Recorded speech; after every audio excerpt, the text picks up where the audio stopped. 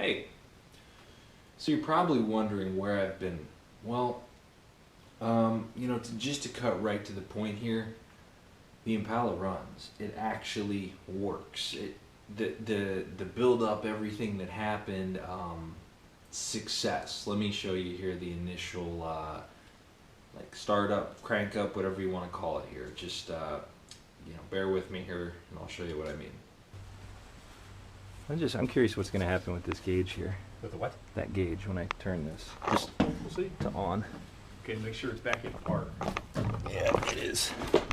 Just look up. Going up. Stopped at about 6 psi. Really, that's it. Try again. 6, according to this. 6, 8, something like that. Try starting it. Yeah, really. Since we don't have an oil pressure gauge, we have to use this.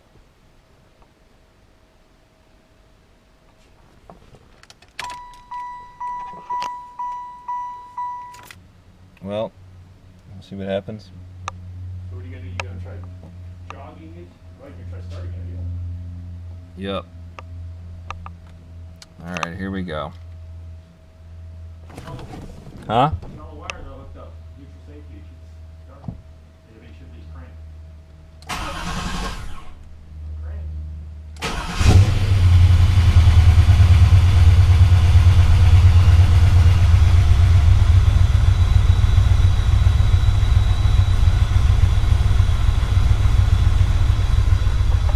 Running badly, I can tell you that.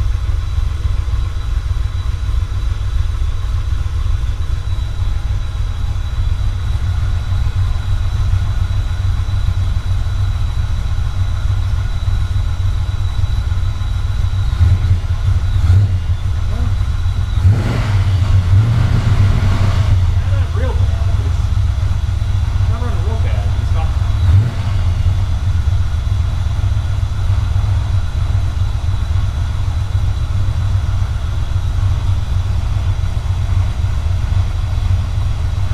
Fuel pressure's up to 60. So with like one quick crank, one quick turn again, startup, fired right up, it ran. It was running like garbage though. I had multiple lights on the dash. I had low coolant. I had low oil or no oil pressure. I had electrical voltage, like because I didn't have the serpentine belt on. I feel like there was one more. No check engine light, surprisingly. But it was running, it fired. So like the big part of like, okay, is the lower end gonna work? Is there? It worked. It was running. It was doing good. Then I backed it off the ramp here, or drove it straight off the ramp because I wanted to take it outside to do like the initial RPM break in, that whole deal. Not a bad day. It's kind of overkill, but remember we're sitting on the wheels on the back, so Yeah. The thing is, you were.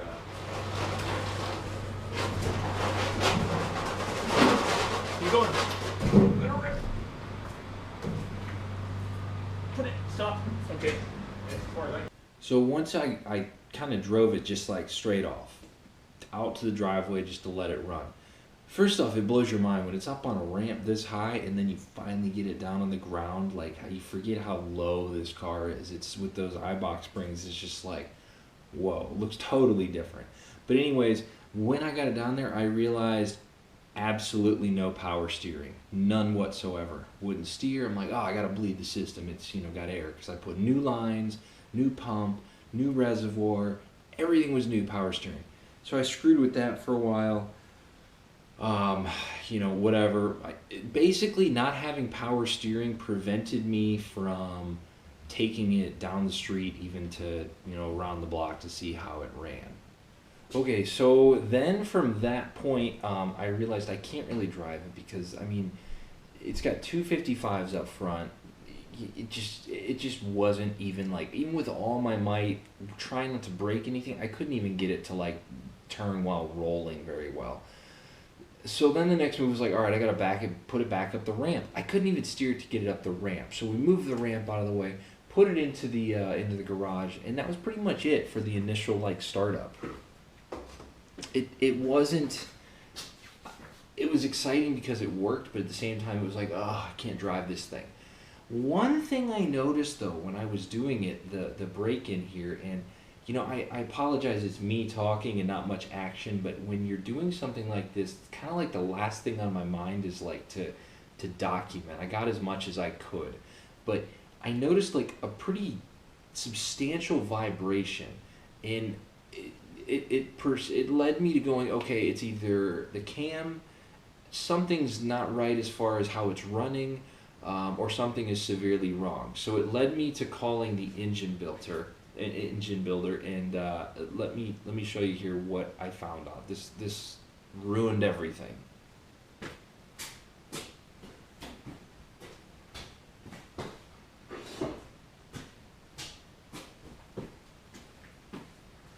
Okay, so this is a flex plate. This is the stalker from the engine. I put it back on the engine, right when I put the engine in, put this on, and then did the transmission, exhaust, drivetrain, everything. It was done. That's what did it. I found out I was completely wrong by putting this back on. And if you've done small block V8s and you kind of are probably thinking right now, you idiot. Yeah, no kidding, it was wrong. It is because this one is an external balance flywheel. Long story short, what that means is GM built the LT1, the original LT1 that was in this car. They didn't fully balance, blueprint, all that stuff, the engine, so they do it with this. They put this on there, they see how it runs out, they smack this big weight on there, and they even sometimes drill holes just to kind of even out the weight. Well, what happened then was when I put this back on the Golan 383, which is completely internally balanced, it doesn't need this. So when speaking to Golan, we kind of talked. I said, well, can I just, pull this weight off? He goes, yeah, I guess if you could get in there. So I remove the inspection plate, see this, and then I start going, I've got this majorly expensive engine build going on here. Everything has been completely redone, taken care of. I'm really going to skimp on a $90 part. So it led me to Summit, which is luckily right down the road. And I bought a internal balance flex plate, which basically led to having to pull the whole transmission off, torque converter, exhaust, drive shaft, shifter linkage, and everything all over again. Took care of that. I found out the power steering pump I bought, which is DNJ, it's on Amazon, apparently brand new, didn't work, piece of junk. Returned that, got a rebuilt, not new, a remanufactured, rebuilt Delco unit, put it on, which if you've done that before, that requires pulling the alternator, pulling the pump, the pulley off the pump, draining all the fluid because that comes pouring out, changing the pump, going backwards, putting it all on, did all that, bled it pretty good. Guess what? I have power steering now. Done and done. So here's where we're at now. Let me sort of show you.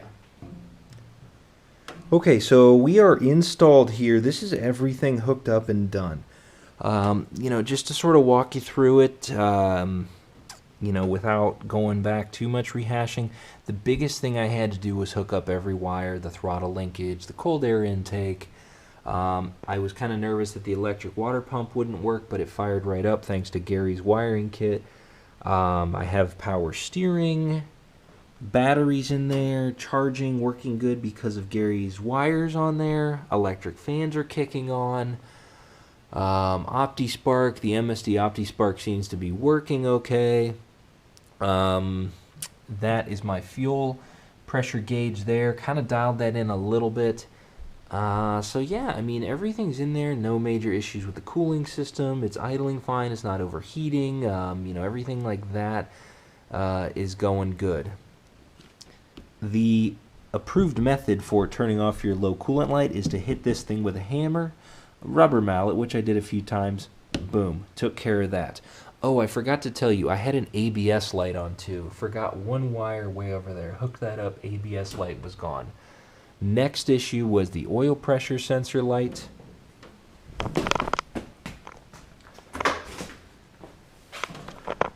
On the back of the engine, which you can't see, there's a sensor back there. Had a brand new sensor, it didn't work right. Put the old one back on, light went off. And then of course, after I hooked on the serpentine belt, turned the alternator, my low voltage light went away as well. So here's where we're at now, and this is where I could possibly use your help. It's working fairly good. The biggest issue I feel like it could have, and I could be completely wrong here, well, there's a number of things. I'm running a stock fuel pump in there. I don't know if it's really capable of keeping up with this thing, but either way, I have a Racetronics unit to put on, so I'm not losing sleep over that. This is for the winter, a whole hot wire kit, the Walboro pump, everything like that. Now, that's going to sort that end of things. I'm curious though, because here's what I have. I have a very low RPM miss, like almost like a hiccup when you just sort of blip the throttle. And overall, if I'm completely honest, which I haven't abused it, I haven't taken it completely easy, just to, you know, see how things are working, to seat the rings, that whole deal. It seems a little down on power, and I don't know why. I'm not fully sure yet. You know, I don't have any misfire codes, I don't have anything like that. My potential thoughts are PCM and tuning. So I'm trying to work with the PCM guys from PCM for Less, who did the computer. He wants me to data log it. I've never done that. I don't even know where to start, other than I have a laptop, I have an OBD cord. What should I use? If you know of something, comment below. I'm noticing a pulsating on my headlights and my gauges at night. It makes me feel like the alternator's suspect. It's a lifetime warranty, AutoZone, Gold, whatever, so it should be fine for the most part, but the pulsing happened beforehand, so I'm guessing it's the alternator. Am I low on voltage? Is it like, you know, am I not getting the full, full voltage to all my components, my electronic components? Possible. That's another thing. Finally, I was getting 2 check engine lights, a mass airflow and an O2 sensor one. Let me show you this.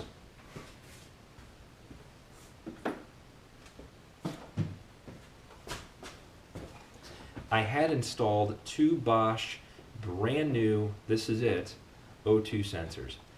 Golan's instructions, who built the engine, and the entire internet seem to know that Bosch O2 sensors you shouldn't run. I don't know why. Everybody says they're junk. This is what it looks like after about 20 miles. No clue if that's good or bad. I took them out, put Delco ones in. It seemed to smooth the idle a little bit, but not a whole lot. Next thing I did.